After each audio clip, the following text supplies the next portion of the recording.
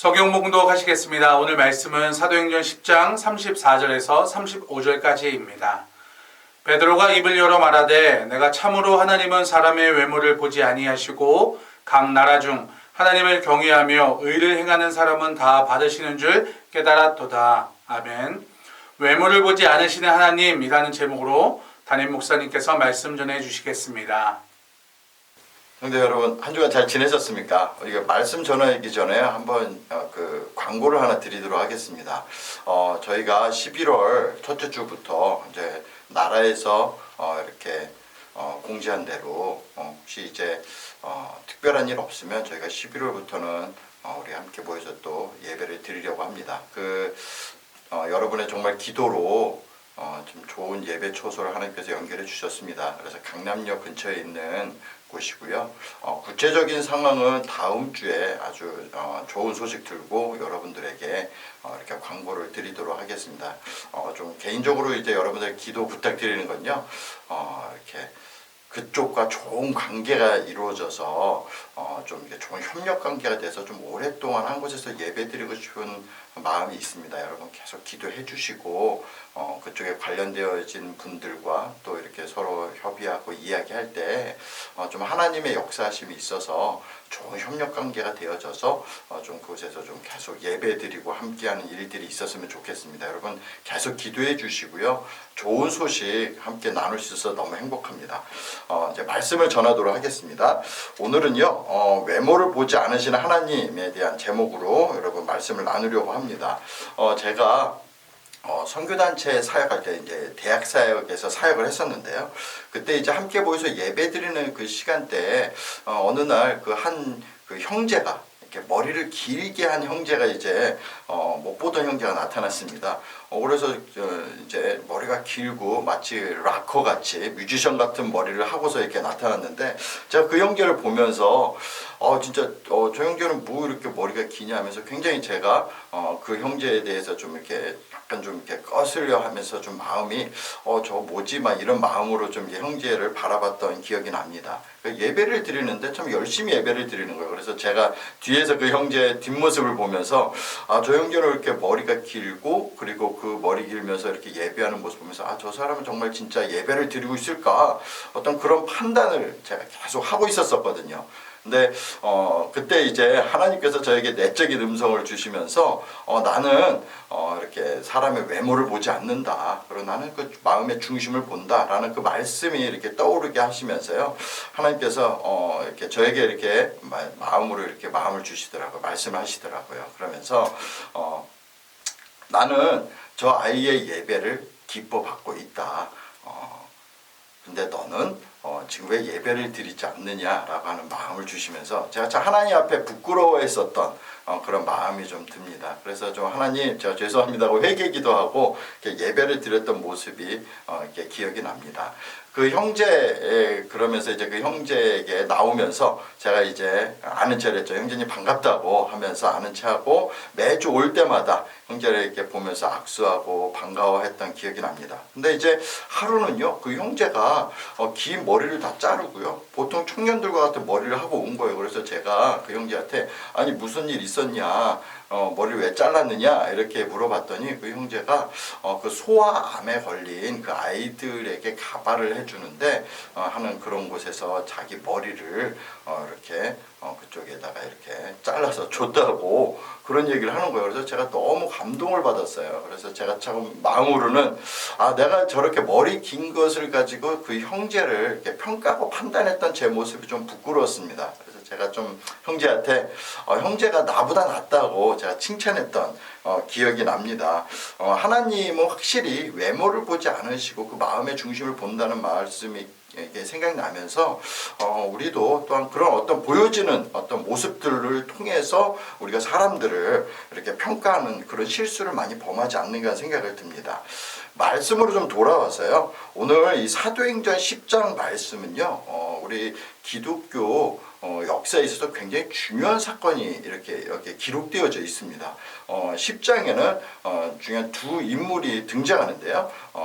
베드로와 그리고 고넬료가 등장을 합니다. 이 고넬료는요 로마 군대 백부장입니다.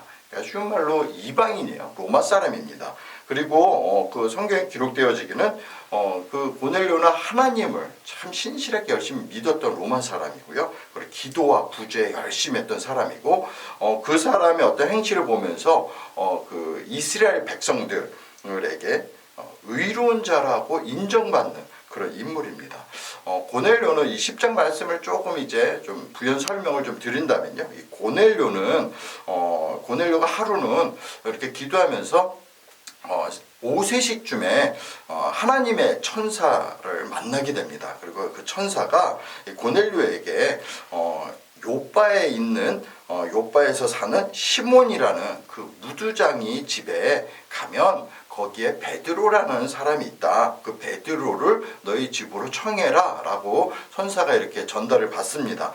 그리고 나서 이제 고넬료가 그 하인들을 그 요바로 보내게 되어집니다. 그리고 그 거리가 이틀 정도 가는 거리인 것 같아요. 그래서 이틀 뒤에 그 무두장이 집 시몬의 그 집 그 옥상에서 베드로가 그 기도하는 시간에 오후 3시경쯤에 기도하면서 열심히 기도하고 있는데 하나님께서 환상을 보여주십니다. 근데 그 환상이 뭐냐면 하늘에서 그릇이 이렇게 내려와요. 근데 그 그릇 안에 그러니까 율법에서 먹을 수 없는 동물들이 담겨져 있는데 그 그릇이 내려오면서 하나님께서 그 동물들을 잡아먹어라 라고 이렇게 말씀하십니다. 근데 자, 이 베드로가요, 하나님, 저는 그럴 수 없습니다.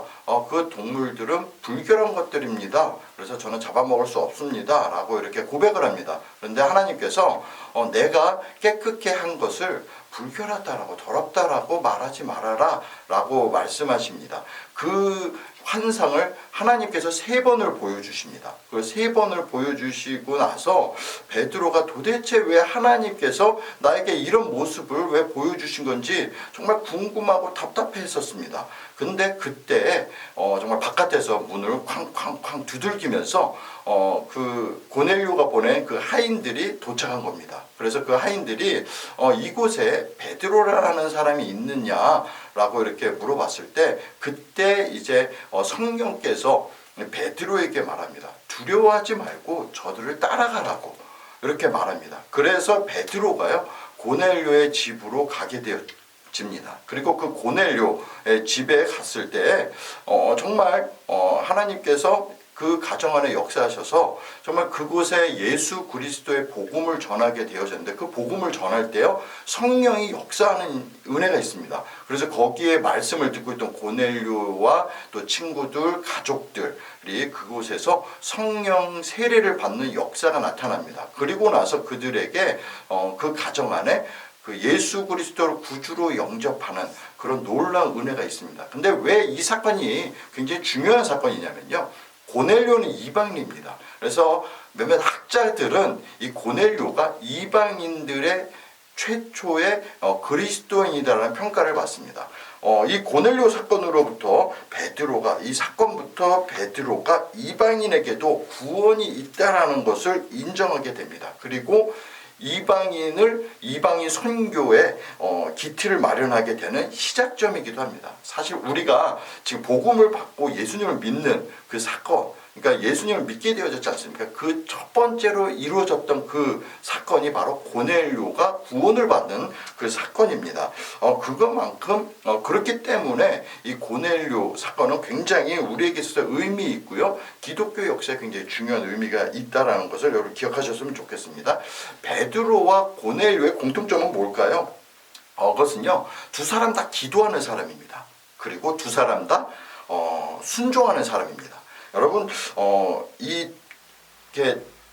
그 고넬료에게 천사가 나타나서요 베드로를 데려오라고 명령하십니다. 근데 왜 데려오라는지 이유를 몰라요.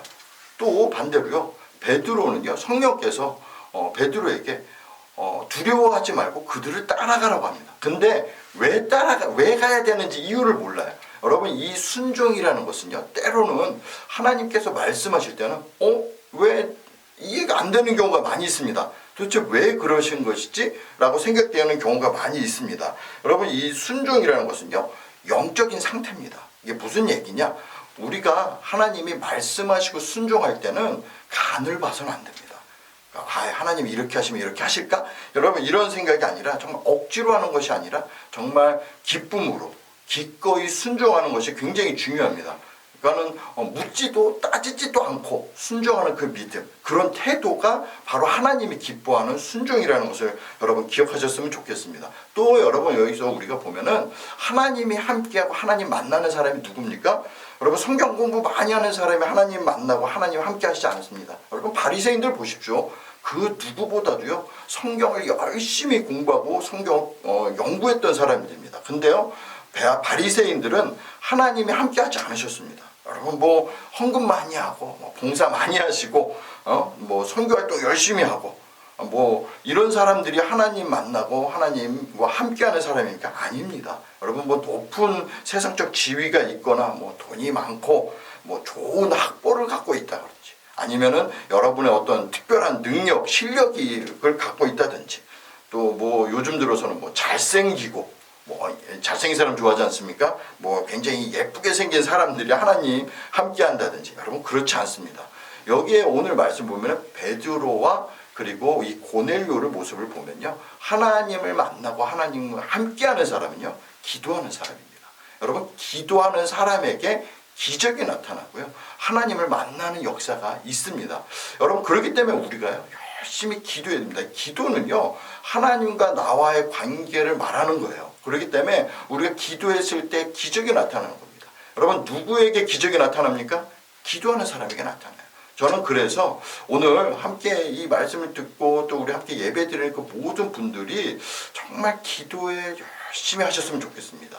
기도하면 반드시 기적이 나타난다는 거, 오늘 이 말씀에서도 여러분 기도하는 자가 어떤 복을 누리는지, 어떤 특권을 누리는지 정말 우리가 볼 수 있습니다. 여러분 꼭 기도하시는 분들로 여러분 이렇게 나아가시길 여러분 축복합니다. 오늘 말씀에서요 정말 하나님께서 이렇게 우리를 또 이렇게 아끼고 사랑하는 것, 또 고넬료를 사랑하는 그 하나님의 그 마음을 보면서 여러분 우리가 또 한국의 어떤 교회들을 좀 바라봐야 되지 않을까라는 생각이 듭니다. 여러분 한국 교회 문제가 뭡니까? 여러분 첫 번째로 한국 교회 문제는요 복음의 가치를 모릅니다. 복음의 가치를 모르니까 여러분 사람의 가치를 잘 모르는 거예요. 또 한 가지 뭡니까? 한국교회 문제는요 복음의 능력이 없습니다. 복음의 능력을 몰라요. 그러니까 능력을 행하지 못하는 겁니다. 교회에서. 여러분 우리 안에요 정말 그 복음의 가치 그리고 복음의 능력이 여러분 우리 모두에게 회복되어집니다. 여러분 성경 공부 많이 했다고 해서, 바리새인같이 성경 공부 많이 했다고 해서요 복음의 가치를 알고 복음의 능력을 행하지 않습니다. 저는 우리가 이 복음의 가치, 복음의 능력을 가지고 나아갔으면 좋겠습니다. 정말 하나님과 함께하고 하나님께 순종하는 삶, 정말 하나님께 기도하는 삶, 여러분 이럴 때 하나님의 놀라운 은혜와 역사가 반드시 나타납니다. 세상은요 모든 우리 한 사람 한 사람을 향해서 마치 등급을 매기듯이, 저 사람은 1등급 시민, 저 사람은 2등급 시민, 어떤 사람은 VIP고, 여러분 우리가 무슨 소고기입니까? 여러분 우리가 뭐 사람을 어떤 등급을 매겨서 저 사람은 수준 높은 사람, 저 사람은 수준 낮은 사람으로 우리가 평가하는 그런 풍조들이 세상에 있습니다. 좀 교회는 어떻습니까? 교회도 사실 그런 분위기가 좀 있어요. 그래서 뭐 저 성도님은 VIP다, 뭐 저 성도는 1등급 성도야, 뭐 2등급 성도야, 뭐 저 정도는 서민이야, 저분은 누구야, 뭐 이런 식으로 반응해버리는 어떤 교회의 풍조들을 보게 되어집니다. 여러분 이것은 하나님이 정말 기뻐하지 않는 모습인 거 여러분 아시죠?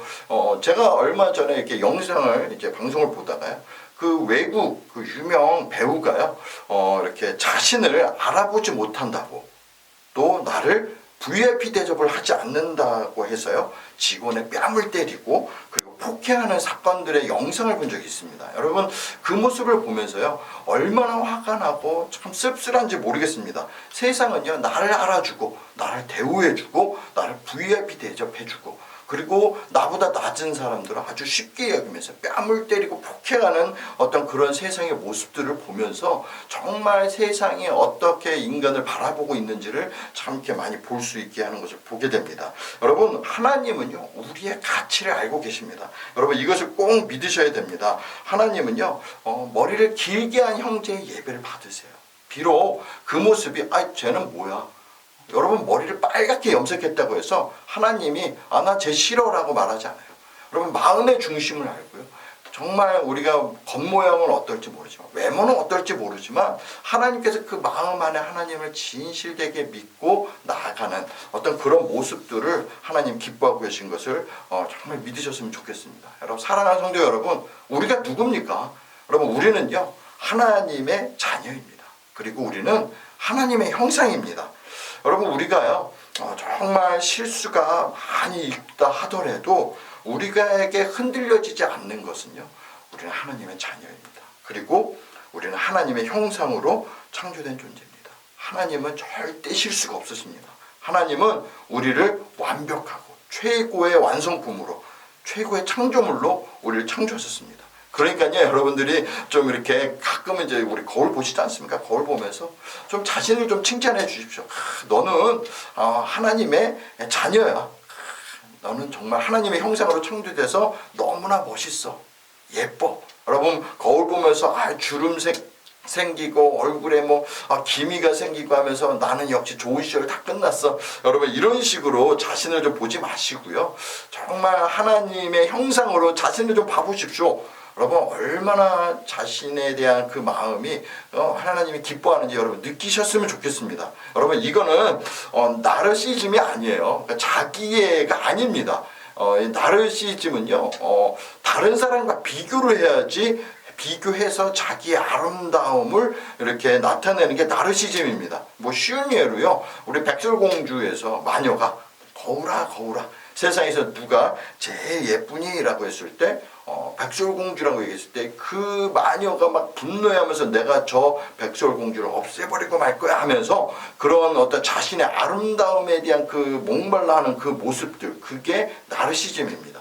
지금 제가 말씀드리는 건 나르시즘을 얘기하는 것이 아니라 정말 하나님의 모습, 하나님의 형상으로 창조되어진 나의 원래 모습을 지금 말씀드리고 있는 겁니다. 여러분 내가 하나님 최고의 걸작품인 것과 같이 여러분 옆에 있는 가족 또 여러분 주변에 있는 여러분이 알고 있는 사람들 또한 여러분 하나님 최고의 걸작품이에요. 그렇기 때문에 그들을 하나님의 눈으로 그들을 바라보기 시작하면요 정말 하나님께서 그가 얼마나 존귀한 자인지를 여러분 알게 되어집니다. 저는 여기 계신 우리 모든 분들이 또는 예배드리는 모든 분들이 그 하나님의 그 마음으로 세상을 바라보고 나아가는 그런 은혜가 여러분들에게 있게 되어지길 축복합니다. 야고보서 2장 1절 말씀이에요. 내 형제들아 영광의 주 곧 우리 주 예수 그리스도에 대한 믿음을 너희가 가졌으니 사람을 차별하여 대하지 말라.